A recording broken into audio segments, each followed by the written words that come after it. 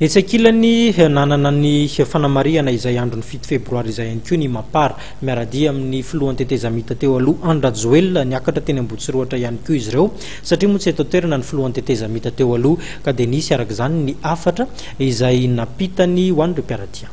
Tsy resy ary mitony tolona io kosa aloha nambaran'ny Andry Rajoelina androany nandritry ny fotoana fametrahana fehezam-boninkazo fahatsiarovana ny lafo tamin'ny 7 febroary 2024 teny Ambohitsorohitra.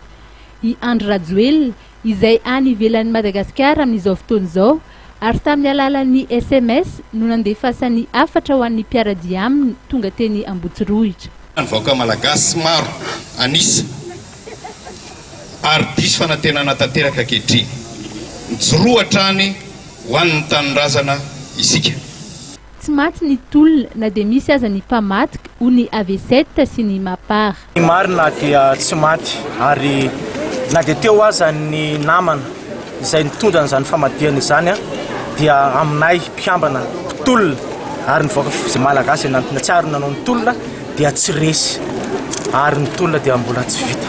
Ny tolom-bahoaka dia tsy azo amity, tsy azo atakalo, tsy azo fidina vola.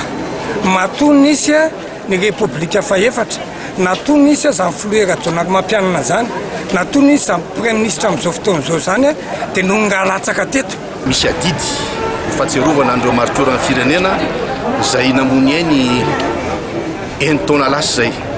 Io moa le antsoina amin'ny teny vahiny hoe devoir de mémoire zay zany nijoroana eto mba hampatsiahivana fa tsy adino akory ireo nanao sorona ny ainy mba hiadina amin'ny jadona. Mikasika ny fampiavana-pirenena dia nilaza i Christine Razanamahasoa fa tsy tokony atao fiafenana anaovana tsinotsinona ny tolona tamin'ny 2024 izany.